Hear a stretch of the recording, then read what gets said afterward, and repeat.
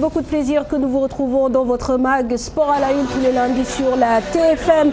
Évidemment, l'actualité est dominée par ce match entre le Sénégal et le Niger. Les Lions qui font le plein de points au bout de 3 journées de compétition. Pour finir le travail en beauté, l'équipe nationale du Sénégal doit obtenir un résultat positif à Niamey. Le Sénégal qui joue demain contre le MENA. Nous retrouverons bien sûr notre envoyé spécial, nos envoyés spéciaux, Mamadou Ndiaye et Ibrahim Diouf. Samedi, cette équipe du Sénégal a produit du bon, on atteste la victoire, et du moins bon, encore ce jeu qui fait de faux selon les observateurs. Cette équipe du Sénégal est-il une équipe de possession ou plutôt une équipe de contre?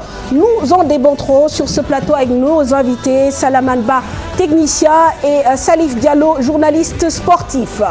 Dans ces éliminatoires de CAN, en plus du Sénégal, 3 autres équipes ont fait le plein, dont l'Algérie qui s'est baladée devant l'Éthiopie. Le Mali s'impose difficilement devant la Guinée équatoriale. Bonne opération pour les Mourabitounes qui battent la Gambie au moment où le Cameroun est tenu en échec chez lui par l'Afrique du Sud. Le point sur cette 3e journée dans ce mag.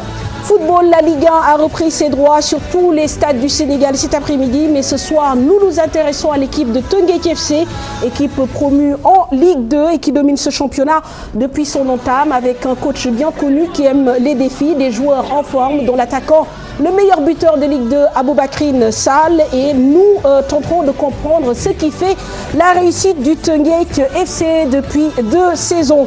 Alors, basketball, le portrait ce soir de Abdoulaye Loum, un franco-sénégalais de 24 ans qui évolue depuis 3 saisons à Orléans Pro A. Son envie, rejoindre l'équipe nationale du Sénégal.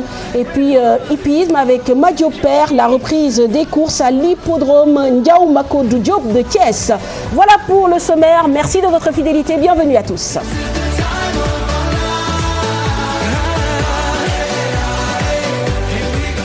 Messieurs, bonsoir. Bonsoir, cher Tidiane. Bonsoir, mon Fatou. Comment allez-vous? Ça va très bien. Bonsoir Salif, bonsoir Salaman. Bonsoir. Merci d'avoir répondu à notre invitation. Alors nous allons rentrer tout de suite dans le vif du sujet en allant à Niamey, retrouver notre envoyé spécial Mamadou Ndiaye en compagnie de son cadreur Ibrahim Diouf avec la dernière séance des Lions du MENA et du MENA cet après-midi au stade de Seyni Kounché du Niger. Pour les hommes d'Aliou Cissé, un seul absent, Cheikhou Kouyaté, qui ne s'est pas entraîné depuis son arrivée à Niamey pour cause de blessures. Et de côté Niger, le MENA qui reste déterminé pour décrocher les 3 points et rester dans cette course à la qualification à la CAN 2017. Le point tout de suite.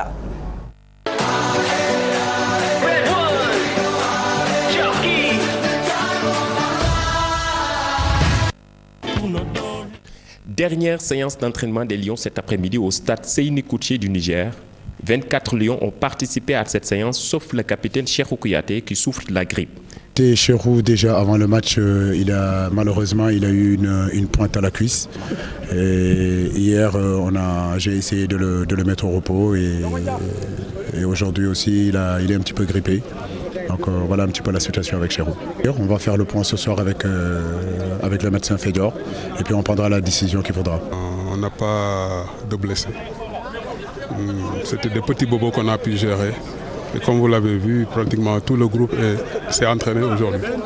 Sauf Cheikhou Kouyaté qui faisait une rhinobronchite avec une petite fièvre. Et donc avec le temps qu'il faisait, parce qu'il fait assez chaud, à 15 heures il faisait à moins 38-39 degrés. On a préféré le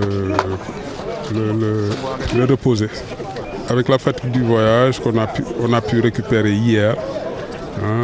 Donc aujourd'hui, comme vous l'avez vu, tout le groupe s'est entraîné et on espère que tout le monde sera au point demain pour le match. Une séance d'1h30 au menu, touche de balle et opposition. Aliou Cissé assure qu'il est venu à Niamey pour faire un bon résultat. L'objectif, c'est de faire un bon match d'abord. On a fait plutôt un bon match à Dakar. Maintenant, c'est être dans la continuité de ce bon match qu'on a fait à Dakar. Nous savons que ça va être très difficile parce que c'est une place que je connais, c'est un endroit que je connais. Je suis déjà venu jouer ici en tant que joueur et en tant qu'entraîneur aussi. Je sais que c'est une place difficile en tout cas à gagner. Ça peut se jouer ici comme ça peut ne pas se jouer ici. Nous, notre objectif, on sait que c'est match après match. Il nous reste encore 3 matchs dans ces éliminatoires. Donc nous allons nous préparer et essayer de le jouer le mieux qu'on puisse le jouer. Non, je pense qu'on s'est bien préparé, on a tout fait pour se mettre dans les meilleures conditions possibles. On sait que ça va être un match très difficile avec la chaleur, surtout à 15h où la chaleur elle est à son summum. On va essayer de bien gérer ça. On sait que avec une victoire on sera qualifié, donc on va essayer de tout faire pour gagner ce match et malgré le climat on va essayer de faire un bon match. Le MENA ne compte pas se laisser faire, surtout à domicile, ont promis Moussa Amazou et ses coéquipiers qui se sont entraînés après les Lions. Perdre ce match pourrait être lourd de conséquences pour le MENA. L'objectif demain, c'est de gagner ce match. Voilà, on a perdu une deuxième mi-temps, comme je l'ai dit à Roufaï ce matin. On a perdu une première mi-temps, on a une deuxième mi-temps à jouer chez nous. Voilà, j'espère de tout mon cœur qu'on va gagner ce match avec l'aide de notre public, bien sûr. Le moral n'était pas au beau fixe parce que voilà, comme d'habitude le MENA, quand on fait un bon match, quand on fait un bon match, à chaque fois c'est nous, on donne le bâton à l'adversaire pour qu'il nous tape dessus. Donc voilà, on a commis 2 erreurs contre le Cap-Vert, contre le Cameroun et on a commis encore deux erreurs contre le Sénégal qui nous a coûté 2 buts. Si vous regardez l'ensemble des matchs, le Sénégal n'a pas eu une occasion franche. C'est des buts qu'on les a donnés. Donc voilà, il faut grandir, il faut prendre de l'enseignement sur ce match qui s'est passé. Et voilà, on va tout faire pour gagner ce match. Niger-Sénégal, demain mardi à 15h heure locale et 14h à Dakar. Les Lions cherchent un bon résultat pour assurer une qualification à la CAN Gabon 2017. Merci Mamadou Ndiaye, Boudiouf. Voilà donc un peu l'état des lieux avant ce match de demain. Alors déjà la pelouse qui suscite quand même quelques réactions. On peut s'inquiéter, on sait qu'il y avait une campagne donc électorale au niveau de Niamey et que la pelouse est plutôt dans un mauvais état. Alors Salamane, ça peut forcément jouer en plus du facteur climat. Oui, ça peut effectivement jouer sur le facteur climat. Mais bon, comme on dit, la pelouse est là-bas, elle est mauvaise pour tout le monde. Donc maintenant, c'est à l'encadrement et aux joueurs de prendre les dispositions pour jouer dans une pelouse comme ça. Comment est-ce qu'il faut aborder le match? Est-ce qu'il faudrait sortir à part de notre zone ou bien est-ce qu'il faut aller installer le jeu dans la zone adverse? Donc voilà, c'est un choix que l'encadrement fera. De l'instant que l'entraîneur lui-même l'a dit, il a joué sur cette pelouse et ensuite il a conduit une équipe sénégalaise sur cette pelouse. Donc il sait où est-ce qu'il met les pieds. Très bien. Et votre avis là-dessus, justement, comment il doit jouer? Non, bon, moi je pense qu'il est... Moi, bon, je ne suis pas le sélectionneur, mais moi... Bon, si vous voulez mon avis, effectivement, vous le dites. Bon, c'est presque dans les mêmes conditions que ce qui s'est passé au Madagascar. À Madagascar, les Lions ont essayé de construire à partir derrière. Ils ont perdu énormément de ballons. Ils se sont fait chahuter et ensuite les Malgaches nous ont mis 2 buts. Et je pense que c'est parce que la même configuration, à peu près, je pense qu'on va sauter les lignes et aller installer le jeu. Pour éviter que cette situation ne se répète, puisque les Lions ont pris 2 buts à Madagascar et ont même frôlé l'élimination, la correctionnelle. Et puis, je pense, comment faire pour éviter cela? Ils se baseront sur ce match-là de Madagascar et ensuite pour voir comment aborder ce match contre le Niger. Et je pense que, à mon avis, s'il n'y a pas possibilité de sortir proprement derrière, autant vous sauter les lignes et installer le jeu dans le camp adverse. Très bien. Alors, et négocier le deuxième ballon. Oui, négocier les deuxièmes ballons. Je pense que physiquement, l'équipe nationale du Sénégal est un cran supérieur au Niger. Maintenant, comme je disais à Salamane, Salif, le facteur climat aussi, l'heure du match 15h, forcément, ça va jouer sur les organismes aussi bien des Nigériens que des Sénégalais. Et c'est ça qu'il faudra gérer, c'est ce cap-là. C'est clair, mais quand on regarde la sélection du Sénégal, à l'exception notable de Diao Baldé Keita, tout le monde au moins a joué sur des terrains en Afrique. Ils connaissent l'humidité, la chaleur, et ainsi de suite. C'est un problème, ça va être un problème général pour tous les acteurs. Je pense qu'il va falloir qu'on domine ça. Si on veut être fort en Afrique, il va falloir ces conditions atmosphériques-là, il va savoir les dominer. Madagascar, Salamane parlait tout de suite de Madagascar, je pense que ça a été une très bonne expérience. On a fait 2-2, on a été mené au score, on a failli passer à la trappe. Heureusement, on a pu revenir. Je pense que c'était un champ de patates. Le terrain là aussi n'est pas très fameux, mais notre terrain aussi à Léopold Senghor, c'est pas un tapis, un bon tapis quand même. Donc je pense que l'équipe nationale a assez de joueurs d'expérience qui ont assez joué en Afrique. Et en plus, c'est une équipe qui voyage bien. Surtout lors de la dernière campagne également. Madagascar, on a mis 2 buts. Donc une équipe qui vaut au moins 2 buts à l'extérieur, je pense, c'est une équipe capable de... en Égypte, bon, je pense que quand même... Ensuite, il y a quelque chose comme l'entraîneur du Niger a dit, que le Sénégal les a empêchés de jouer en première période. Parce que le Sénégal est monté sur eux. Je pense que la meilleure façon avec cette équipe-là, parce qu'elle est dos au mur. Elle est obligée de gagner pour être dans la course. Pas pour la première place, certainement pour la deuxième place. Maintenant, c'est elle qui va faire le jeu. Mais je pense qu'il vaut mieux aller les prendre déjà dans leur défense pour qu'ils ne développent pas leur jeu. Très bien, on pourra parler de stratégie. Alors, Salamane, moi, la question que j'ai envie de poser, est-ce que c'est un match qu'il faut gagner ou il faut juste chercher un résultat positif? Je dis qu'il faut chercher un résultat positif. Maintenant, je dis qu'il faut gérer. Il faut gérer dans la mesure où il faut plutôt bonifier le résultat de Dakar. Le bonifier, c'est quoi? C'est prendre peut-être un point à défaut de 3 points. On va faire comme les syndicalistes. C'est-à-dire que bon, voilà, le mieux quand même, c'est de prendre les 3 points. On prend les 3 points, à défaut on prend comment dire encore, on prend le point. Je pense que déjà ça ferait déjà vu la composition des deux équipes sur le plan intrinsèque, quand même, le Sénégal a ce qu'il faut pour quand même battre cette équipe. Oui, je suis d'accord. Mais chaque match a sa vérité. La vérité de Dakar n'est pas forcément celle de Niamey. Il y a d'autres facteurs qui... Non, mais il y a la vérité. Il y a la vérité. Oui, je veux dire, aujourd'hui, c'est vrai sur les effectifs quand on les regarde. C'est-à-dire, par exemple, quand on regarde l'équipe du Sénégal doit être normalement plus fraîche. Pourquoi? Parce que le Néma, ils ont voyagé 2 fois. Ils sont venus et ils retournent encore. Donc, ils ont voyagé 2 fois alors que le Sénégal est arrivé même. Le Sénégal est arrivé. Le Sénégal a voyagé une seule fois. C'est un. Le Sénégal est arrivé avant eux. Le Sénégal peut se permettre même de mettre une deuxième équipe. Compte tenu de la richesse de l'effectif. Et que je ne pense pas qu'eux, de leur côté, ils sont capables de le faire. Donc ça veut dire simplement, contre la fraîcheur, le Sénégal est capable, sur ce plan-là, d'être encore plus frais. Mais comme je dis, au match, il reste... Il y a toujours 10% d'aléas qu'on ne maîtrise pas. D'incertitude. Donc c'est une autre vérité qui sera demain. Mais les compétiteurs, c'est ceux qui s'adaptent à toutes les conditions, c'est-à-dire que ce soit le climat ou le terrain.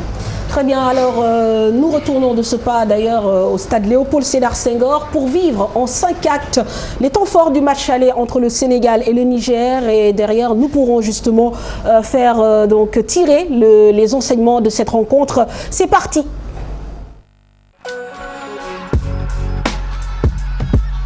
Les Lions contre les MENA, une rencontre qui se raconte en 5 actes.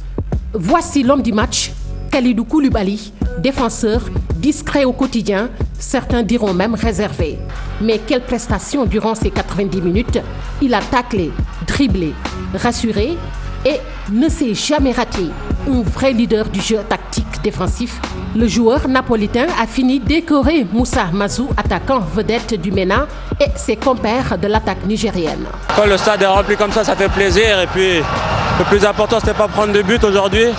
On l'a fait, maintenant on va aller au Niger pour prendre encore les 3 points pour être sûr d'être qualifié pour la CAN. On sait qu'on joue pour un pays, pour le Sénégal, pour une nation.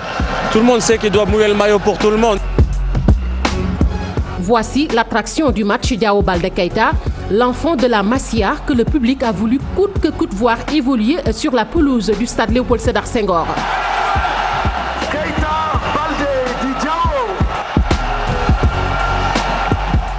Aliou Cissé a longtemps fait la sourde oreille avant de céder au désir du public. À peine 10 minutes sur le terrain, un penalty omis par l'arbitre et le coup de foudre entre le jeune homme et le public sénégalais.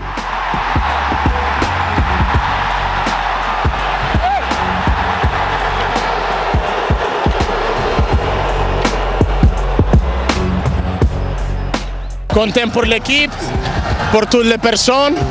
Et merci Sénégal. C'est trop fort, más magnifico que Italia, todo. Allez Sénégal, tout le monde.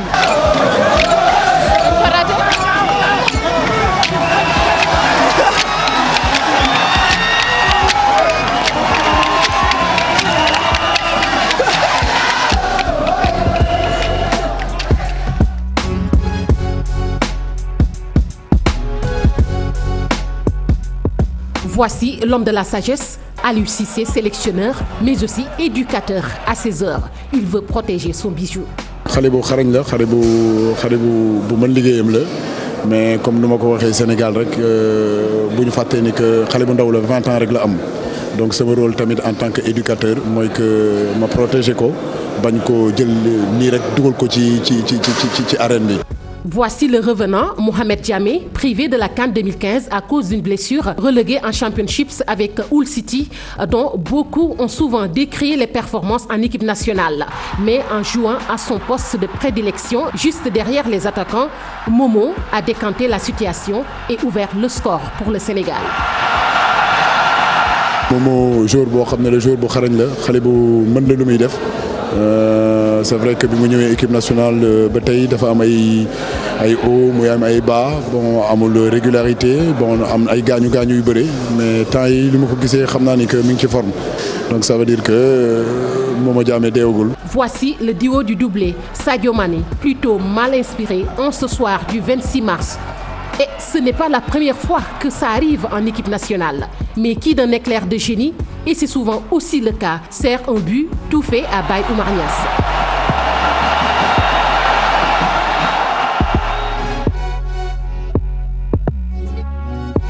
Montou est un match gagné pour le Sénégal. Une entame de partie engagée avec un pressing haut sur le MENA. Une attaque mal inspirée avec 11 tirs dont 2 poteaux. Un clean sheet comme cela nous arrive rarement ces derniers temps. Et une interrogation qui perdure, le jeu collectif n'y est pas encore.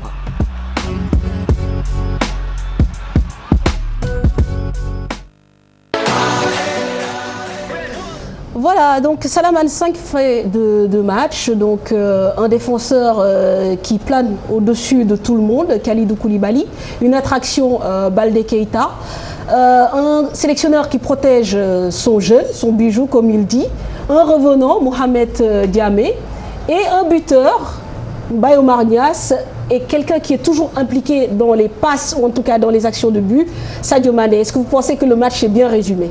Oui, mais une qui pose des questions. Oui, je pense que le sujet est très intéressant. Et en du mal, le sujet relate, effectivement, condense les hauts faits de ce match. C'est vrai que bon, on est parti du défenseur, Kalidou, qui a été énorme. Bon, ça ne nous surprend pas de toute façon. Quand on voit sa progression, on voit ce qu'il fait à Naples. Et tous les éloges de Benitez sur Kalidou, ça ne nous surprend pas. Et ensuite, Mazou a eu la mauvaise idée de toujours de le sortir de son axe sur le côté gauche. Voilà, là, il était à l'aise. Donc, il a anticipé, on l'a vu anticiper. Ça veut dire tous les gestes défensifs. Hein, des gestes défensifs, on l'a vu rarement défendre couché. À chaque fois qu'il est parti au sol, ça veut dire qu'il a été sûr de récupérer le ballon. Et il a lancé rapidement, il est resté sobre. C'est le genre de joueur qui vous bonifie, qui tire un groupe vers le haut. Tout à fait. Ensuite, il a une forte personnalité, il est écouté, il est venu se fondre facilement dans le moule, dans le groupe. Et je pense aujourd'hui c'est une pioche vraiment intéressante pour l'équipe du Sénégal. Et encore vu son jeune âge, c'est un des leaders charismatiques de cette équipe. N'est-ce pas, futur de cette équipe. Donc cela dit, vous avez parlé aussi de Momo Diamé. Je pense qu'on l'a trouvé intéressant. Il a dit qu'il a joué dans le rôle lequel il joue en club. Momo aussi est un leader. Après le match contre Madagascar, avant le retour ici, il a pris la parole. Quand il a pris la parole, on entendait le mouche voler. Il est écouté dans le groupe, il est bien suivi. C'est un garçon agréable. Et je pense. Le seul bémol, peut-être que Momo, s'il est 90 minutes, bon, il n'est pas régulier. Il n'est pas régulier, mais c'est intéressant. Ouais. Maintenant, pour ce qui est de Keita, je pense que oui, moi, je suis parti des Sénégalais, peut-être 5 Sénégalais, 4 Sénégalais sur 5. Moi, personnellement, je n'ai jamais vu Diao jouer au match 90 minutes. J'ai jamais vu, je vois des brides. Je vois des brides. Voilà, à la Lazio. Peut-être il y a des Sénégalais, bon, je pense peut-être plus de Sénégalais sont dans l'entraîneur. Il l'a accueilli, il s'est battu, il s'est investi pour l'amener. Il s'est investi au même titre que la fédération, au même titre que certaines personnes dans l'ombre pour l'amener. Donc aujourd'hui, je pense que la meilleure façon de protéger, c'est d'abord de qualifier l'équipe et ensuite c'est une garantie pour nous d'avoir Diao Baldé encore dans notre équipe et de l'avoir encore joué plus longtemps possible. Très bien. Alors sur cet aspect-là, Baldé Keita réclamé par le public, bon après c'est le public, on ne peut pas aussi lui imposer son point de vue, mais vous pensez que justement Aliou Cissé a bien fait de le... Bon, Aliou Cissé a voulu jouer la prudence, c'est ça mon avis. Il sait qu'avec 9 points, il est à coup sûr peut-être de pouvoir de pouvoir se rapprocher de la qualification. Mais moi, je fais partie des Sénégalais qui pensent que Diao Baldé doit démarrer. Parce que moi, un joueur, ce n'est pas son âge, c'est son talent. S'il est bon, on doit le mettre. Certainement, il a raison parce qu'il n'est pas titulaire indiscutable à la Lazio. Ça aussi, il faut le dire. C'est un joueur un joueur en devenir. C'est vrai, le mettre dans le bain, c'est un risque. Mais moi, je pense que quand on est un entraîneur, il faut prendre des risques. Je pense que... En 2006, lors du mondial 2006, l'Argentine, ils avaient le même problème avec Messi. L'entraîneur l'avait dans son groupe, mais ne le faisait pas jouer et ça avait créé beaucoup de problèmes. 94, Ronaldo était dans le groupe du Brésil qui a remporté la Coupe du Monde, qui n'a pas non plus joué. Et 2002 également, Zlatan Ibrahimovic, lorsqu'on les a rencontrés, il est rentré. C'est ça, il a mis un ballon sur le poteau. J'étais dans ce stade-là, ce jour-là. Mais après, quand même, ces jours, on fait... On a pris Ribéry en 2006, il a cassé la baraque dans l'équipe de France. Je pense que, moi, c'est mon avis. Mais ce qu'il a dit, ça se défend. Il ne faut pas le brûler. Et puis la dernière décision appartient à l'entraîneur. L'entraîneur, lui, il vit dans son groupe, par exemple. Moi, je ne mettrais pas Momo Diamé. Alou a pu le sortir. Moi, certainement, je faisais partie de ceux qui ne le calculaient pas dans cette équipe. Mais Alou, il a pu le sortir et puis il a fait 60 bonnes minutes, surtout à la première période. Mais moi, je pense un jour, quand on le prend dans une sélection, surtout qu'on a envie d'une sélection qui pétille. Comme il l'a dit, ça va pétiller encore. Mais moi, je pense que déjà, on a les hommes. On a les hommes pour le faire. Moi, je m'attendais à ce que ce match-là passe. Diao Baldé Keita, je ne suis pas convaincu qu'on va le mettre peut-être demain. Avec la chaleur, avec la nouveauté, je ne suis pas on va le mettre quand on va se qualifier peut-être. Oui, parce que si on gagne... les matchs amicaux. Oui, si on gagne demain, si on gagne même 1-0, si les autres font match nul, on est qualifié. Donc on a 2 matchs où on peut essayer tout le monde. Mais je pense que déjà, on a un potentiel. Il faut en tout cas, il a fait une entrée remarquée et le public l'a déjà adopté et ça c'est une bonne chose. Maintenant à lui aussi de confirmer, de travailler pour gagner sa place et s'imposer comme un titulaire indiscutable au sein de cette équipe. Ça aussi, bon. Mais fondamentalement, parce que Diao Baldé Keita, les gens oublient une chose, c'est pas seulement le Sénégal qui a besoin de Diao Baldé Keita, mais lui aussi il a besoin de l'équipe du Sénégal. Tout à fait. Et c'est surtout le fait que le Napolitain, comment il s'appelle là, Kalidou est là, maintenant c'est un paravent qui est ouvert pour les autres binationaux qui pourraient venir. Je vais vous dire, je ne sais pas si vous êtes au courant, samedi, il y avait des recruteurs qui étaient venus voir Kalidou Cissokho. Il y avait Bruno Satin, son agent. Il y avait, selon des sources généralement bien informées, il y avait des gens de Man U, l'équipe de Manfatou qui étaient là. Et même Diao aussi, on parle beaucoup de l'Atlético Madrid de Simeone également. Mais pour dire sur ce cas Diao là, il y a le changement qui a interpellé. On voit Sadio Mané qui sort et Diao Baldé qui est entré. On sait que les deux joueurs jouent pratiquement au même poste. Est-ce que on ne va pas courir le risque de se priver d'une de nos pépites ou bien l'entraîneur va essayer de les associer sur la pelouse? Chacun est libre de répondre. Moi, je pense que d'abord, pour revenir un petit peu possible au cas de Diao Baldé Keita, je pense qu'effectivement, on a besoin de ça en fait. Son profil est intéressant. Le profil est intéressant parce qu'on a besoin de quelqu'un qui met de la folie, qui apporte de la folie dans le jeu de l'équipe du Sénégal. À un certain moment donné aussi, je pense que c'est les joueurs qui peuvent, par leur présence, dissuader ou qui par leur présence, impulser encore une équipe qui peut la monnaie, qui peut la dynamiser. Comme les rentrées de Cheikh Ndoye et de Niasse. Ils ont dynamisé l'équipe. Bon, maintenant, je pense que sur ce plan, je pense qu'il n'y a pas de souci à se faire. Diao il joue à droite, l'autre joue à gauche.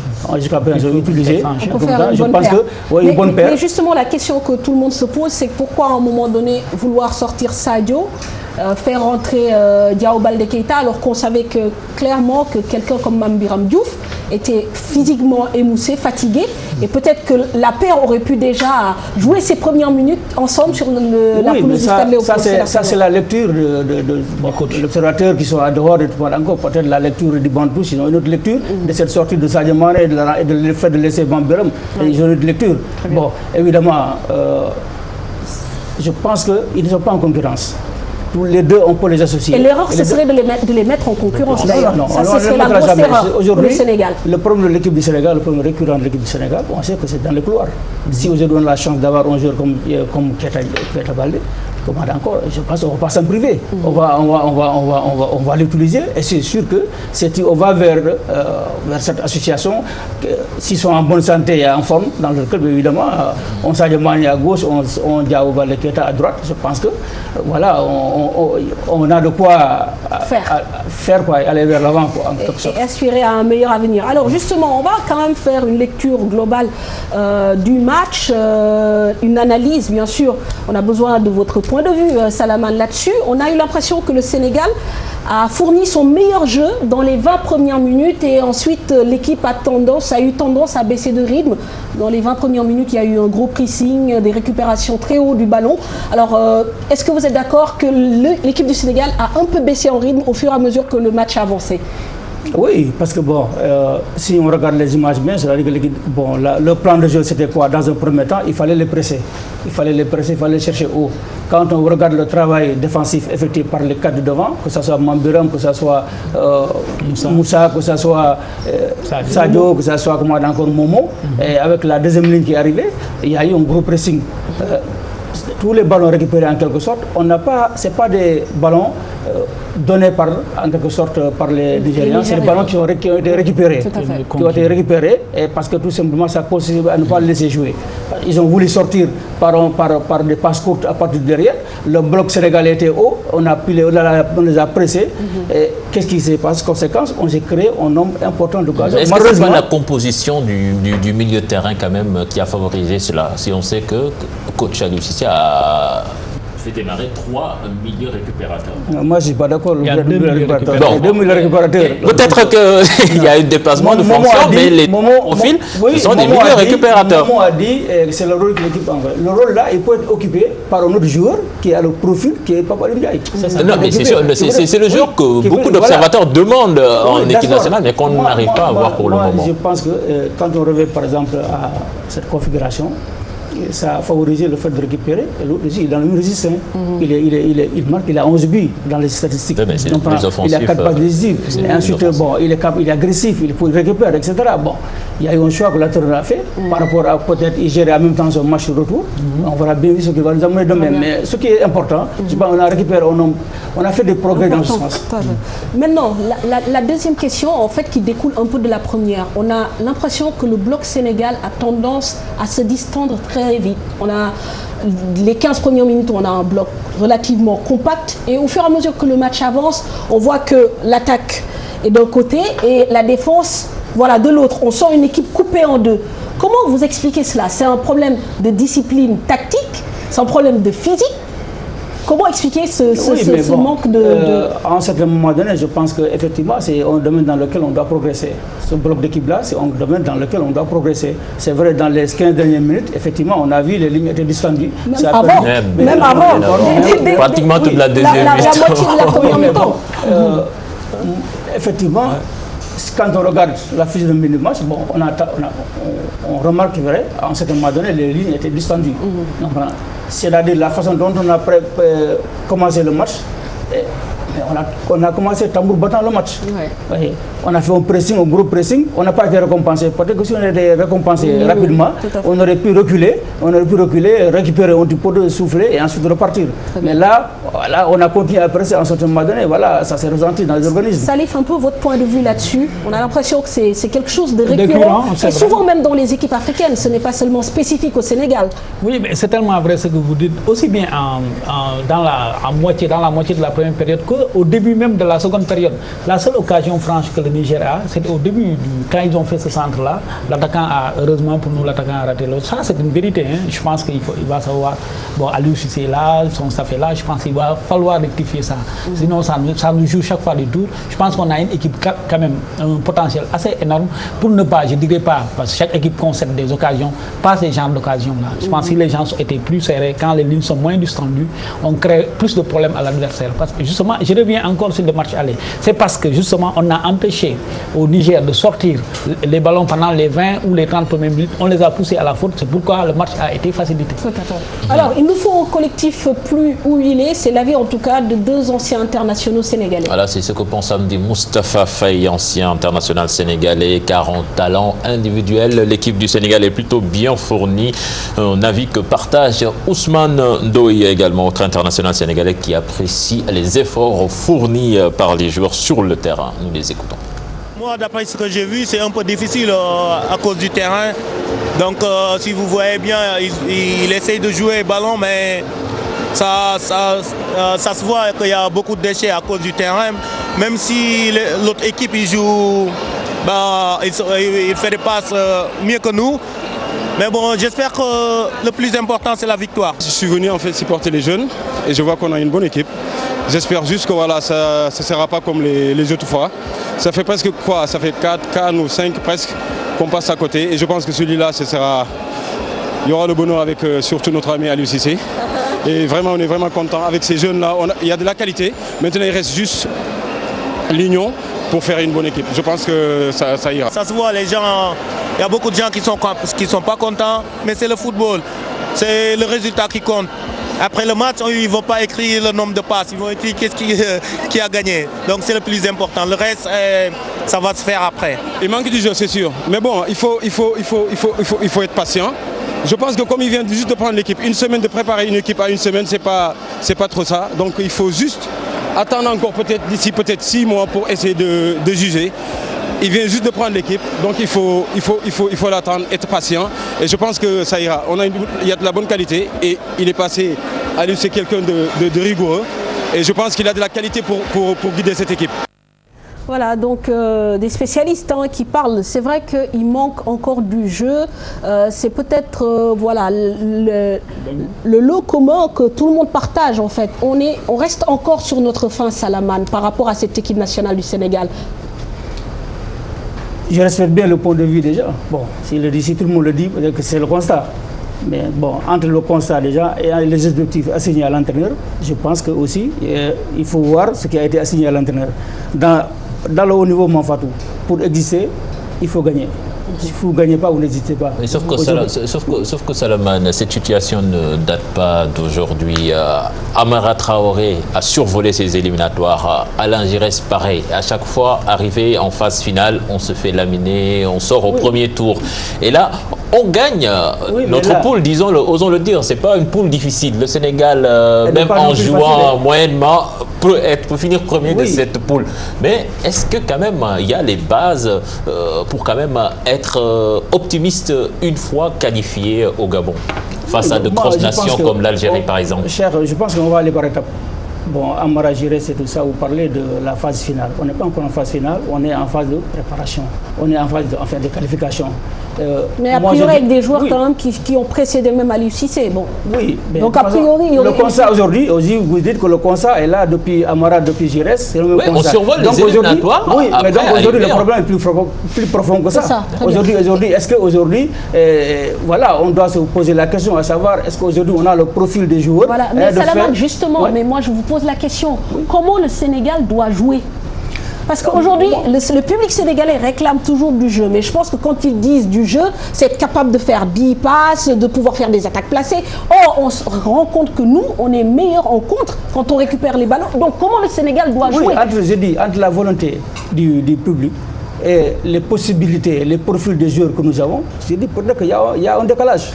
Il y a un décalage. Parce que bon, moi je vais du principe. C'est là où se trouve le nœud du problème. Mais bon, je dis, il y a un décalage. Peut-être que bon, le public il est exigeant, il y a beaucoup d'attentes, etc. Moi je comprends. Mais la réalité est que aujourd'hui, est-ce qu'aujourd'hui, les profils des joueurs que nous avons, on ne peut pratiquer un football qu'on appelle dans la possession? Oui, moi je pense que voilà toute la question. Salif, sur ce point-là, je voudrais quand même votre réaction. C'est vrai que comment le Sénégal doit jouer? Quel profil de joueurs on a? C'est vrai qu'on a du potentiel, mais est-ce qu'on a des joueurs capables de tenir le ballon, d'orienter le jeu et de nous faire 10 passes décisives?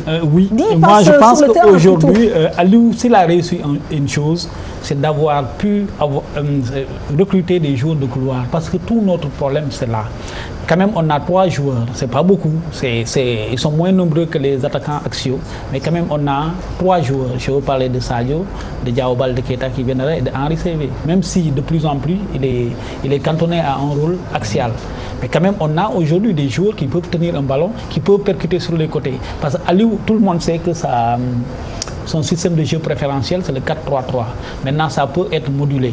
Et on n'a pas Alioune Ndiaye quand même, bon peut-être il nous le garde pour le match retour, qui est un milieu relayeur ou défensif, mais ou un second attaquant qui peut nous apporter quelque chose. Je discute beaucoup de ça avec Salamane, mais je pense qu'aujourd'hui, on a un potentiel pour faire du jeu. Mais justement, on parle souvent du milieu de terrain, on parle des joueurs de couloir offensifs, mais qu'en est-il de nos latéraux? Parce que souvent, dans les équipes qui jouent très bien, on voit que les latéraux sont extrêmement présents. Est-ce que vous vous souvenez quand même de match du Sénégal où la dernière passe a été effectuée par ça, c'est un véritable souci. Ça, c'est surtout du côté droit. Moi, on me flagelle souvent parce qu'on pense que je suis et pourtant, Gassama, à Lorient, il fait des passes. C'est ça, il a été formé à Lyon, l'une des meilleures académies de France. Quand même, il a joué à Lorient. Il est aujourd'hui dans le viseur de grands clubs. Pourquoi jusqu'à présent, ça ne mousse pas? Parce qu'il est là depuis jeunesse, je pense. Il a quand même une vingtaine de matchs internationaux dans les jambes. Il doit pouvoir se lâcher. À gauche aussi, bon, sur le plan défensif, ça va, mais sur le plan offensif, on attend encore cette étincelle-là, comme tu le dis. Mais moi sur ce point-là aussi, permettez-moi, je pense que Lamine Gassama, sur les derniers matchs, a beaucoup progressé. Bien sûr. Il a bon dos parce qu'on parle de Lamine Gassama du côté droit. Mais depuis la dernière fois qu'on a vu Pape Ndiaye Souaré ou celui qui est à Valence, Germain, faire une passe décisive. Oui. Depuis les JO 2012, moi je n'ai plus souvenir d'une passe décisive. C'est pourquoi j'ai parlé de Gassama. Des latéraux n'est pas spécifique seulement à Lamine Gassama. Non, je ne dis pas, mais c'est un fait. Il a fait des matchs catastrophiques. Non, moi je l'ai vu, son meilleur match même, c'est pas à Dakar. Son meilleur match c'était Libéria-Sénégal à Monrovia. Ce jour-là, moi j'ai eu la chance d'être là-bas. J'ai été avec des Sénégalais qui l'ont vu. Je pense que ce jour-là, c'était son meilleur match. Mais c'était encore une fois. Samedi, il n'a pas été mauvais. Non, sur le plan défensif, non. Comme l'a dit Diao, je pense qu'on attend à ce qu'il apporte quelque chose sur le plan offensif. Alors, Salamane. Moi, je pense que c'est à lui aussi de passer ce cap, c'est-à-dire de bon joueur de club à un bon joueur en équipe nationale. C'est à lui aussi, mentalement, psychologiquement, de franchir ce cap. Mais souvent, on critique nos latéraux. Mais est-ce que aussi le système de jeu favorise leur épanouissement? Quel que soit le système de jeu mis en place. C'est le dédoublement, le surnombre et tout ça, il le répète, ils le font même à l'échauffement. Ils l'ont fait à l'entraînement la veille, pour confirmer ce que tu as dit, ils l'ont fait. Moi je pense qu'ils allaient jouer comme ça, ils l'ont fait. Sadio était de l'autre côté, ou il y a un autre, il y avait Diao Baldé de l'autre côté. Le dédoublement, ça se passe. Moi, d'après mes constats, cette équipe, l'équipe du Sénégal, le profil des jeux que nous avons, c'est pas dans la possession. Moi c'est ma conviction. Voilà, on n'est pas une équipe de possession. Je vous cite par exemple des exemples. Je vais des exemples. Il y a l'équipe de 1990 de Coupe de Roi qui était à Alger. L'équipe de Alger en 90 qui était demi-finaliste, n'est-ce pas? Cette équipe-là, c'est pas une équipe qui était dans la possession. Il me suit actuellement les joueurs qui étaient là-bas, qui composaient tout ce groupe. On était plus dans les attaques rapides, parce que le profil des attaquants que nous avions, les Souleymane Sané, etc. Quand on prend l'équipe de 2002, voilà. Ce n'est pas non plus une équipe qui était dans la possession. Vous voyez, c'est pas une équipe, c'est une équipe qui était. Moi, j'ai suivi un symposium avec Benezé. Et c'est Blassard qui était venu à la presse olympique nous exposer un petit peu l'organisation de l'équipe du Sénégal, la préparation et tout ça, les bons résultats en quelque sorte, depuis la préparation jusqu'au dernier match. Benezé, lorsqu'il a pris la parole, il a dit quoi? Il a dit, moi, j'aurais été un entraîneur. Je suis entraîneur et j'ai en face de l'équipe du Sénégal. Je fais deux choses. Je laisse le ballon à l'équipe du Sénégal et ensuite j'évite de faire des fautes dans les 20 derniers mètres. Mais Salamane, excuse-moi. J'arrive. On va finir. J'arrive. Je te dis, bon, aujourd'hui, sur la transposée, aujourd'hui, est-ce que les milieux de terrain, parce que le football, aujourd'hui, les meneurs de jeu, ils ne sont pas derrière, ils sont devant la défense, ils sont devant ou sur les côtés. Ouais. Est-ce qu'aujourd'hui, nos deux milieux de terrain récupérateurs, que sont Cheikh Kouyaté et Gana Gueye, même dans leur club, est-ce que c'est eux qui conduisent le jeu? Non. Moi, je pense que chacun est dans son profil. Cheikhou, c'est quelqu'un qui traverse les lignes par sa course et qui est à la réception. Vous voyez, comme Cheikh Ndoye. Gana, il est formé pour être devant la défense, intercepter, récupérer et donner. Alors, si vous prenez ces joueurs, vous leur demandez de sortir proprement le ballon par derrière, dos au but, encore dos au but sous pression. Voilà. Vous allez les mettre dans la difficulté. Donc c'est un problème. Donc c'est un problème. Donc c'est pas le profil du joueur sénégalais qui est comme ça. Puisque l'équipe des U23 qui a gagné les Jeux africains, autant c'est une équipe qui dédouble souvent, qui attaque beaucoup par les ailes, que ce soit les latéraux ou bien les joueurs de couloir. Oui, mais Salaman, et une équipe qui joue avec le ballon. Ouais, oui. Sur ce point-là, est-ce qu'aujourd'hui, il n'est pas temps que les techniciens, que le staff de l'équipe nationale puissent tenir en langage clair au public sénégalais pour leur dire oui, vous avez envie de voir ça, mais aujourd'hui, par rapport au profil des joueurs que nous avons, nous allons nous appuyer sur nos forces et jouer en contre. Parce qu'on a l'impression que même les joueurs, durant les séances d'entraînement, ils nous disaient oui, cette fois-ci, on va essayer de satisfaire les Sénégalais, on va gagner et on va jouer. C'est pas ce qu'on a vu sur le terrain. Même si les 20 premières minutes ont été très prolifiques, c'est pas ce qu'on a vu. Tu es entraîneur, moi je suis tout juste un journaliste, un observateur. C'est pas parce que l'attaque est placée, selon ma lecture, on peut jouer en attaque rapide, mais en un jeu chatoyant. Tu te rappelles du but du Sénégal contre le Danemark, le but qu'on a eu de l'équipe de 2002. Même le but contre la France, c'était sur une attaque rapide. C'était sur un compte.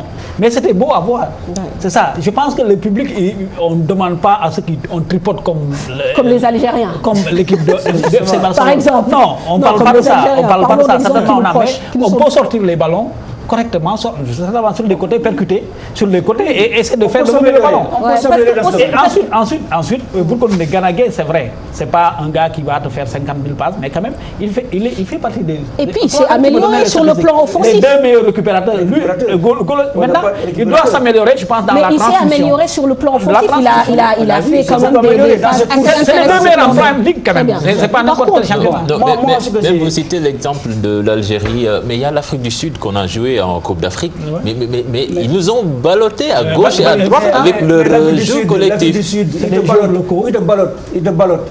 Mais la Belgique ne gagne pas. Non, mais attends, mais c'est une nation qui monte actuellement. C'est une nation qui monte. Ils ont fait 2-2 à Yaoundé en fournissant un très bon football. Ne sont pas qualifiés ou ne pas gagner dans une grande compétition. Bon, moi, pour revenir. Salaman, par contre, moi j'ai une inquiétude, si vous permettez, et c'est une inquiétude que partagent beaucoup de Sénégalais. Comment expliquez-vous que l'équipe du Sénégal, même en n'étant pas dans une phase où elle est agressée, n'arrive pas à aligner 4 passes? Maximum 5 passes, on perd le ballon, on a tendance à balancer devant. Pourquoi on ne prend pas le temps de poser le jeu? Mais bon, on va dire que c'est un domaine dans lequel, je dis, on peut s'améliorer. Effectivement, on va s'améliorer, mais je pense que c'est étape par étape. On ne peut pas, pour moi, dans un premier temps d'abord, il faut asseoir d'abord, il faut mettre les joueurs, tout le monde en confiance. C'est quoi? C'est pas le résultat. Quand tu gagnes, tu crées les conditions d'épanouissement de l'équipe. Moi, je pense que l'équipe est en confiance et est capable de... Nos meilleurs matchs dans le contenu, c'est les matchs amicaux qu'on a joués contre l'Algérie et l'Afrique du Sud. Et on a perdu. C'est ça le paradoxe. C'est ça le paradoxe. Mais l'infrastructure n'y est pas étrangère. L'état de la pelouse. Du stade Léopold Sédar Senghor. On a eu 2 ans, si pas dit pendant 2 ans, on n'a pas été capable de régler ce problème de pelouse. Pendant ces 2 ans-là, vous pouvez par exemple mettre une pelouse encore. Quand vous avez le terrain annexe, la pelouse, c'est extraordinaire. Les joueurs me le disent, vraiment on est à l'aise, etc. Bon, c'est pas pour rien que le PSG va aller recruter. Le premier recrutement du PSG, c'est un jardinier. C'est pour s'occuper de la pelouse, c'est important. Pour avoir un bon sommeil, il faut un bon lit, n'est-ce pas? Donc voilà, ceci explique cela aussi, en partie. Merci Salaman. On va boucler donc le sujet sur l'équipe nationale et on va aussi s'intéresser à ce qui se passe en Afrique avec les éliminatoires de la CAN. Les principaux résultats de la 3e journée, le sans faute du Ghana, la main lourde de l'Algérie devant l'Éthiopie, les coups d'arrêt du Nigeria et du Cameroun préparés par Cheikh Sadibou Diarra et Maïmouna Ndiaye. 4 nations ont fait carton plein à l'issue de la 3e journée des éliminatoires de la CAN 2017. Comme le Sénégal, vainqueur de ces 3 matchs, Ghana dans la poule H a battu à Accra le Mozambique 3-1 sur les réalisations d'Achampong et Jordan Ayew entre autres. De même que l'Algérie qui a surclassé l'Éthiopie 7-1 dans la poule J avec 2 doublés signés Fegouli et Slimani. Et le Maroc qui est allé battre le Cap-Vert 1-0 sur un penalty d'El Arabi dans la poule F. D'autres grands d'Afrique ont aussi fait respecter la logique à domicile, conforter leur place de leader lors de cette journée. La Tunisie a dominé Togo 1-0. La RDC qui a pris le meilleur sur l'Angola 2-0 dans le groupe B. Tout comme le Mali dans le groupe C devant la Guinée équatoriale 1-0. Burkina Faso sur Ouganda 1-0 dans le groupe D. Et la Côte d'Ivoire aux dépens de Soudan 1-0 grâce à une réalisation de Gervinho dans le groupe I. Nigeria et Cameroun n'ont pas eu cette même réussite. Les Nigérians ont concédé le nul, 1 partout face à l'Égypte dans le groupe G. Les Camerounais, eux, ont été tenus en échec par les Sud-Africains, 2 partout dans la poule M. Et voit la Mauritanie revenir à 1 point après sa victoire sur la Gambie, 2-1. Voilà, le débat continue sur le plateau. Quelques infos toujours concernant l'Afrique. À noter que la 4e journée a démarré depuis hier et que le Ghana a été tenu en échec par le Mozambique 0 partout. Les Black Stars qui devront patienter avant de valider leur ticket pour la CAN. Dans le groupe C, le Bénin s'est tranquillement imposé 4-1 face au Soudan du Sud. Les Béninois s'acheminent donc vers un bras de fer avec les Maliens qui se sont imposés en toute fin de partie devant la Guinée équatoriale 1-0 grâce à Mustapha Yatabari. Dans le groupe E, les Congolais ont en effet concédé le nul partout face à leurs principaux rivaux des éliminatoires pour la CAN 2017. Et puis, ce fait extra-sportif, le Tchad a annoncé son forfait pour la suite des éliminatoires. Le Tchad qui était dans le groupe G. Les Tchadiens ont renoncé à leur prochain match à Dar es Salaam. Choix qui devrait logiquement leur valoir une suspension pour les éliminatoires de la CAN 2019. Voilà, c'est bien parti pour certaines équipes quand même sur le continent. Il faut applaudir certainement nos voisins, la Mauritanie et la Guinée-Bissau. La Guinée-Bissau fait partie des premiers de sa poule. La Guinée-Bissau qui n'est jamais allée à un CHAN, qui n'est jamais allée à une CAN. La Mauritanie a déjà fait un CHAN, mais pas encore une CAN. Elle est aussi bien placée. Elle est à 1 point du Cameroun. Je pense que c'est bien. Ça veut dire que tout le monde travaille. Tout le monde travaille, donc le Sénégal a intérêt à travailler davantage. Tout à fait. Et que la CAN risque d'être relevée.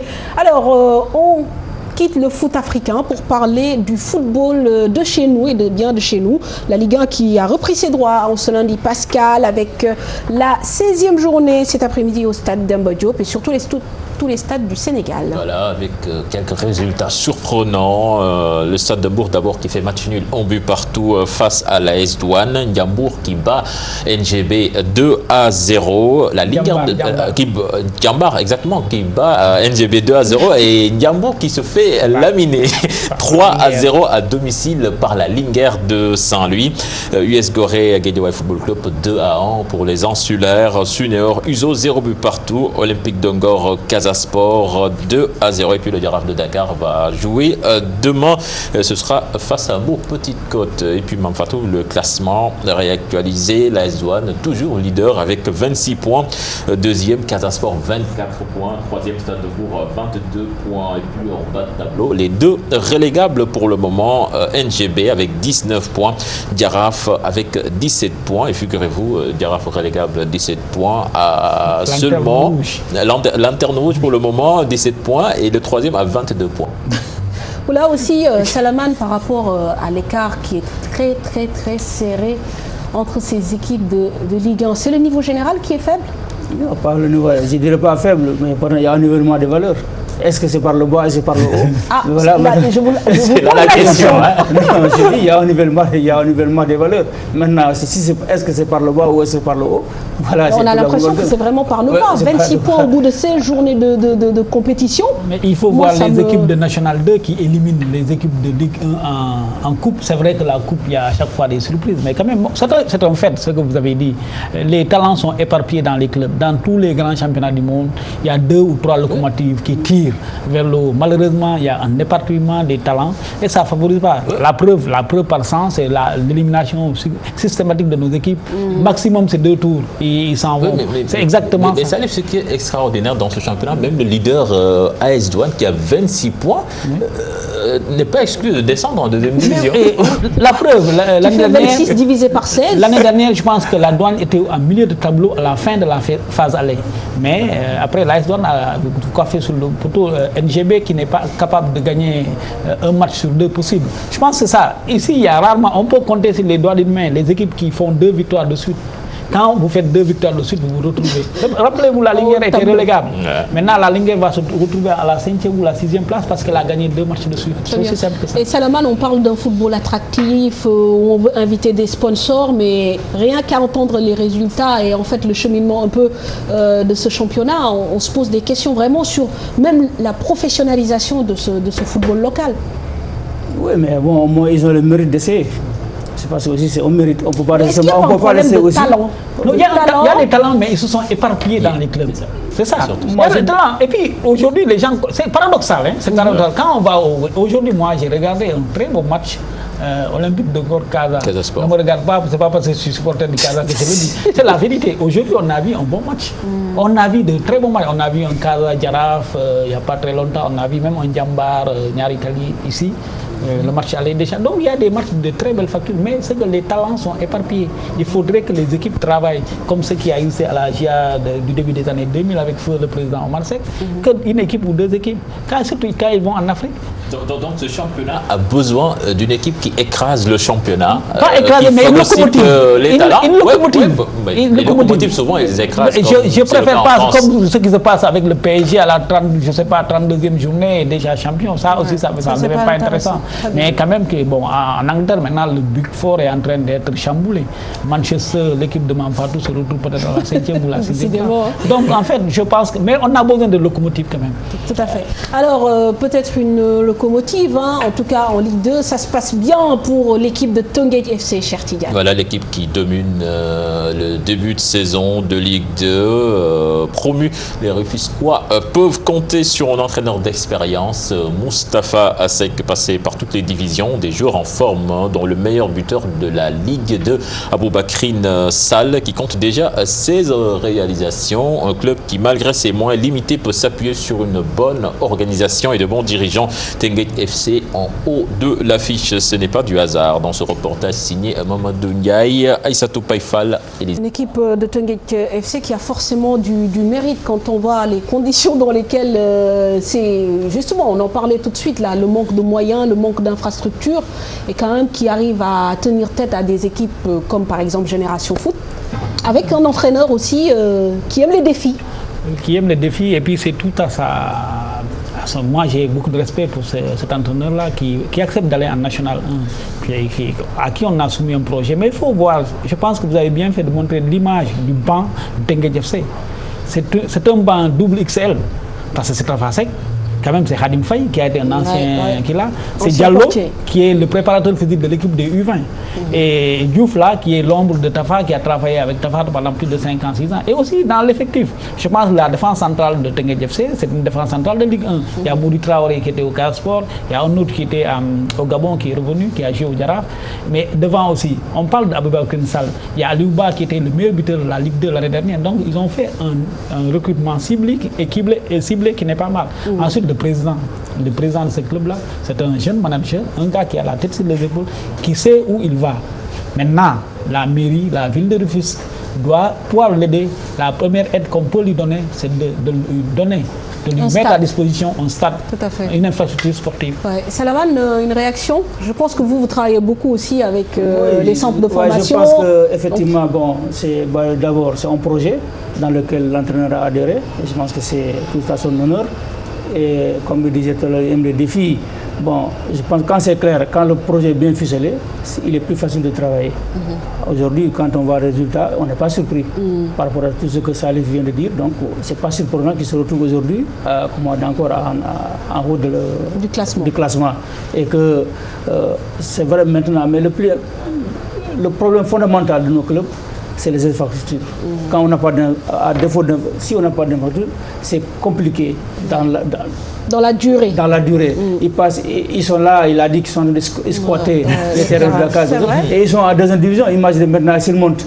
Et ça va être encore plus compliqué pour eux. Je pense que le premier problème d'abord à régler, d'abord il faut les moderniser. À les moderniser, c'est de mettre en place des infrastructures. En tout cas, normalement, une ville comme Rufisque, quand même, doit être présente dans le Gotha du football sénégalais. Avec 5 ans pour réfectionner un stade. C'est compliqué. Voilà, c'est la stade du jour. Alors, on enchaîne avec la Coupe du Sénégal. On a joué cette semaine les 32e de finale de la compétition. Et un début de compétition qui n'a pas réussi forcément au club de Ligue 1. 5 d'entre eux ont été éliminés, notamment l'AS Douanes, le GFC et plus récemment Mbour-Petite-Côte, même si Mbour-Petite-Côte a été éliminé par une autre équipe de Ligue 1. Alors, nous allons suivre le résumé de 2 rencontres. L'AS Douanes éliminé par une équipe de National Lagel de Rufisque et le Diaraf qui s'impose devant Mbour-Petite-Côte. C'est parti.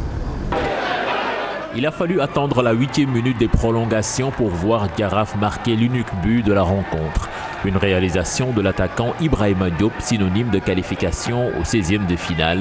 Une bouffée d'oxygène pour les Médinois. On ne pensait pas que ça allait être facile face à une bonne équipe de Mbour-Petite-Côte. Donc l'une ou d'autres équipes devaient souffrir pour en tout cas arracher la qualification. Nous avons souffert, nous avons arraché la qualification et c'était le plus important. Ça va donner du moral à l'équipe avec le résultat. Certainement, peut-être. On verra bien par la suite. Mbour-Petite-Côte s'arrête ainsi au premier tour de la Coupe du Sénégal. Pas la faute d'avoir tenté. Je pense que nous méritons en fait de gagner, compte tenu des occasions qu'on s'est créées. Mais vous savez, en football, il ne s'agit pas de comptabiliser les occasions, mais il s'agit de les matérialiser. Nous n'avons pas été efficaces. Et donc, à un moment donné également, l'arbitre nous a amputé un joueur. Donc, on était en infériorité. Alors, à partir de ce moment, j'ai demandé à mes gosses de s'organiser davantage pour aller dans les prolongations. Chose qu'on a pu réussir. Donc, pendant les prolongations également, nous avons pris un but contre le coup du jeu, un but que nous ne devions pas prendre. On a eu la balle du match à la 120e minute qu'on n'a pas pu matérialiser. Diaraf sera opposé en 16e de finale au Casa Sport.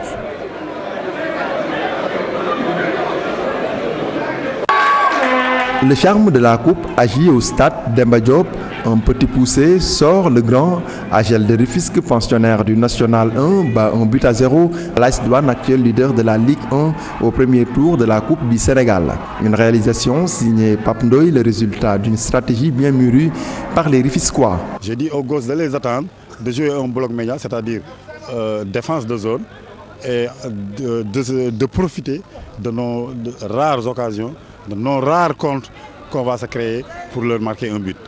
Dieu a fait qu'on a réussi sur l'une des comptes, on a réussi à leur marquer un but. Je rends grâce à Dieu et je félicite mes joueurs. Dominatrice, l'AS Douanes a raté plusieurs occasions d'égaliser par manque d'adresse. Un péché qui réduit les espoirs des Gablous cette saison. Cette finition alors est comme une tare qui nous suit depuis un certain temps et sur laquelle nous travaillons.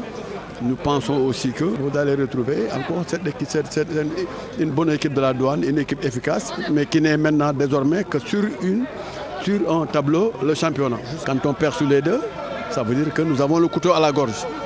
Nous devons... Dans cette compétition, si on arrive à gagner le champion en titre, l'actuel premier de ce championnat qui regroupe beaucoup d'équipes, beaucoup de grandes équipes, tu peux prétendre aller le plus loin possible dans cette compétition. En 16e de finale, AGEL va défier le vainqueur du match, RS Yoff Ndarguej.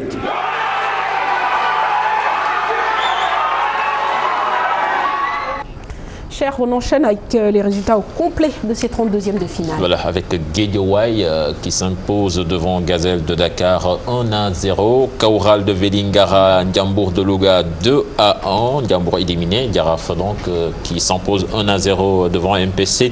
Et Tix Olympique de Ngor 1-0 pour les Ngorois. Keur Madior, Zik Inter FC 3-1 pour Keur Madior. US Wakam Saint-Louis FC 1-0 après prolongation. Victoire victoire des Wakamois. Nyari Taliport, Autonome de Dakar 1-0 pour les Galactiques. Asfa Kayor Foot 0 but partout, 8 tirs au but à 7. RS Yoff Ndarguet interrompu pour manque de visibilité. Sadembourg AS Pikine 1-0. Darussalam Duc 3-0. UGB Saloum 1-0 et puis Kaolack FC assure 0-0. 3 tirs au but à 4. Merci cher Tidiane. Alors on va tourner cette page football avec donc ce qui s'est passé lors de la semaine internationale marquée par une série de rencontres amicales en Europe. On peut retenir le choc Italie-Espagne, dernière affiche de la finale de l'Euro, Allemagne-Angleterre ou encore Pays-Bas-France. En Amérique du Sud, les qualifications pour la Coupe du Monde 2018 étaient à l'honneur. Aïssatou Païfal. En Europe, c'est le dernier test des nations qualifiées pour la grande messe du football européen en France. Le pays organisateur en a profité pour faire un déplacement aux Pays-Bas dans un contexte marqué par le décès de Johan Cruyff. Les Bleus se sont imposés 3-2, des buts signés Griezmann, Giroud et Matuidi côté français. Italie et Espagne, deux nations favorites à l'Euro, se sont mesurées, score final, 1 but partout. Insigne avait ouvert le score pour la Squadra Azzurra avant que Aduriz n'égalise pour la Roja. Allemagne-Angleterre, autre grosse affiche de ces matchs amicaux, un match très intense où les individualités ont brillé. Ce sont les Three Lions qui s'imposent 3-2 avec notamment des buts de Jimmy Vardy, Harry Kane. Côté allemand, Kroos et Gomez ont marqué. Le Portugal s'incline 1-0 face à la Bulgarie. Ronaldo a manqué un penalty. En Amérique du Sud, ce sont les 5e et 6e journées des éliminatoires de la Coupe du Monde qui se jouent. L'Argentine, après des débuts poussifs, s'est imposée 2-1 face au Chili. L'autre gros choc oppose le Brésil à l'Uruguay. Les deux nations se sont séparées sur le score de 2 buts partout. Cavani et Suarez ont répondu à Douglas Costa et Renato Augusto.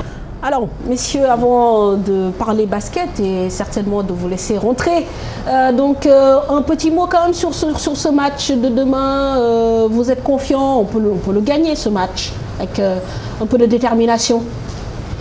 Oui, on est confiant. On est confiant de faire un bon résultat.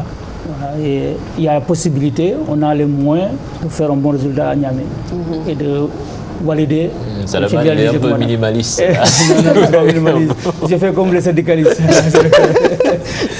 Salut. Oui, je pense qu'on a les moyens de gagner. Ça va être difficile parce qu'on a un adversaire qui est dos au mur, qui doit gagner pour ne pas dire adieu aux qualifications, parce qu'il ne faut pas oublier que le Niger a été à la CAN 2012, a été à la CAN 2013. Maintenant, ils n'ont pas pu aller à la CAN 2015, mais ils ont été au CHAN 2016. Donc, ils veulent continuer leur progression. C'est pourquoi on a beaucoup de chance, parce qu'on jouera avec une équipe qui ne sera pas cantonnée dans ces camps, qui va essayer de jouer, qui va essayer de sortir. Donc, je pense que l'équipe nationale du Sénégal a les atouts en main pour nous sortir une victoire. Et on le souhaite. Merci Salif, merci Salaman de nous avoir accompagnés dans ce numéro de Sport à la Une. Alors pour vous raccompagner, nous parlons basket et nous allons à la découverte, donc pas d'une pépite mais au moins d'un talent sûr. Abdoulaye Loum, il s'appelle un pur produit du basketball français, mais dont les origines sont sénégalaises. Depuis 3 ans, Abdoulaye Loum évolue avec le club d'Orléans, le championnat Pro A. Il l'a découvert avant même l'âge de 20 ans. Aujourd'hui, il veut améliorer ses stats en club pour progresser et découvrir la sélection nationale sénégalaise si l'occasion lui en est offerte. Son portrait dans ce magazine signé Assouben Toub et Hamza Diallo.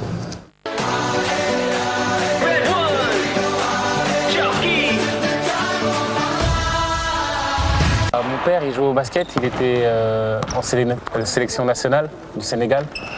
Donc quand j'étais petit, je le voyais souvent jouer au basket et moi, ça m'a donné envie de faire pareil.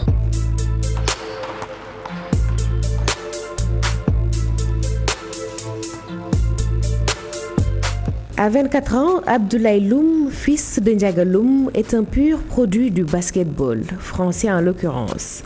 Le jeune homme a fait toutes ses gammes en hexagone, du A. Voilà, Abdoulaye Loum, 24 ans, joueur de Pro A. Nous allons à présent aux États-Unis. Les playoffs se rapprochent pour certaines équipes à l'image de Atlanta. Certaines sont déjà qualifiées. C'est le cas de Golden State, San Antonio, Cleveland et Toronto Raptors, Los Angeles Clippers également. La performance individuelle est à mettre au compte de Klay Thompson, auteur de 80 points en 2 rencontres. Le round-up de la NBA avec Cher Sadibou Diarra et Adi Atala.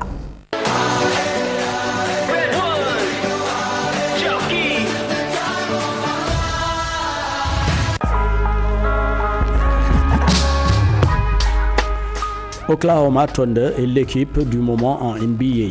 Amenée par le prolifique duo Kevin Durant et Russell Westbrook, cette franchise est sur 7 victoires de suite avec 4 triples-doubles pour le meneur dont 3 consécutives.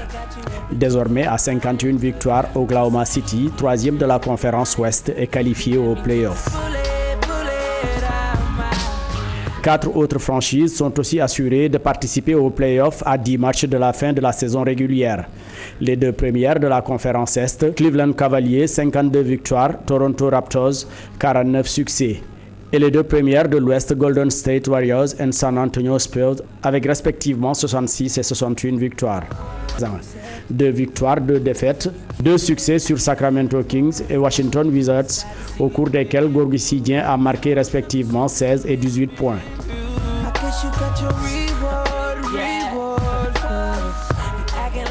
La performance individuelle de la semaine est l'œuvre de Klay Thompson des Warriors. L'arrière a enchaîné 2 matchs en signant 40 points dans chacune des rencontres. Des statistiques pour se rappeler au beau souvenir des férus de la NBA, lui qui vit un peu trop dans l'ombre de Stephen Curry cette saison, suivant ses belles actions pour terminer. Deuxième bi Adja Kole Fall, troisième bi Lawla Thiat 3, quatrième bi Bébé Khady. Quatrième course bi ñu ko doon daw ñoo nekk groupe 2 ñu ngi doon daw ci distance 2200 mètres. Premier bi nekk ki nga xamante ni mooy Faydou, deuxième bi La Fafo, troisième bi Naydé, quatrième bi Altaï. Cinquième course bi ñu ko doon daw ñoo nekk groupe 1 ñu ngi doon daw ci distance 2200 mètres. Premier bi Biti Bao, deuxième bi Khadija, troisième bi Alfat, quatrième bi Diané. Loolu moo nekk 5 catégories yi nga xamante ni démb moo doon daw fee ci hippodrome Diaw Macodou Diop. Mais Mame Fatou ñi nga doon wax ni ñooy ñi gagné. Mooy ñi gagné. Mooy premier, deuxième, troisième ba quatrième. Mais Mame Fatou troisième course bi dañ ci nemmeeku benn lu xaw a mel ni benn problème bu ci am ndaxte fas bi nga xamante ni moo tudd Buraax ak fas bi nga xamante ni mooy Adja Kole Fall dañoo ànd daanandoo ci tableau bi. mu nekkoon loo xamante ni nag jafe woon na atte trop mais heureusement am nañ photo finish waaye tamit man li ma jàngat ci sama li nga xamante ni moom laa def tey sama élément. que ñaari fas yi dañoo àndandoo daanandoo ci tableau bi mais ñoom Buraax lañ jox kii. dañoo yegg seen doo dañoo yegg seen doo ci tableau bi. maanaam kenn li ma gis man kenn rawul ci sa morom. mais commissaire bi nga xamante ni moo yor wàllu course moo yor wàllu loolu ak ñi nga xamante ni ñooy juge d'arrivée yi ñoom Buraax lañ jox victoire ñu seetaan élément boobu te ñëwaat ci plateau bi Mame Fatou. mbokk yi maa ngi nii ci fi nga xamante ni ñooy juge d'arrivée yi ñooy ñi nga xamante ni su dara amee ci course bi ñoom ñooy taxaw càmbar ko dem xool photo finish ba xam ba xam. kii moo jël première wala kii moo jël deuxième wala kii moo jël troisième wala kii moo jël quatrième ñu am fee nag sànq benn affaire boo xam si tuuti problème la yaakaar naa gars yi sax ñoo ko def problème ndax am nañ photo finish mais damay laaj ñi nga xamante ne ñooy si trafic yi père maa la nuyu. waaw ñoo ngi lay sant ma Diop. mais dañoo gis sànq Buraax ak ki nga xamante ni mooy Adja Kole Fall daanaka ci kaw tableau bi. ñu ne Buraax moo jël première ñii constaté ñi kii lan moo leen wane ni yéen Buraax moo jël première. waaw ginnaaw bi la sant di la gërëm numéro 10 bi lan gis ni moom moo jiitu moom moo arrivé premier numéro 1 bi daal di arrivé deuxième. bon coow amu ci problème amu ci mais ñun dañu doon xaar rek li nga xam mooy photo finish bi suñu ginnaaw andi ko mais ñun li ñu gis tamit photo finish bi mu ñëwee moom la andi bon course bi fas yëpp ñoo tolloo doole léegi ndax sang bi yëpp benn la toujours dañu naan daan tableau bi chaque dimanche nga gis ko mais li am ba tey daal mooy numéro 10 bi moo arrivé premier numéro 1 bi daal di jël deuxième amul benn jafe-jafe ñun juge yi moom lañ gis photo finish bi suñu ginnaaw tamit nga xam ne machine la tamit bi mu ndee moom la andi loolu la mais amul benn jafe-jafe nag amul benn jafe-jafe. mais ma Diop benn jafe-jafe Mame Fatou ci gis-gis ki mujj ñëw noonu. ki dabe mooy Buraax moom nag lañ jox victoire. ah ba ñun de bi ñu gis jàpp nañ ni mooy moom la comité bi xool moom la jox victoire. mooy ki ñëw dabe si mooy ki mujj ñëw waa. moo gagné moom nag ak Adja Kole Fall ñëw daanandoo si tableau bi nag.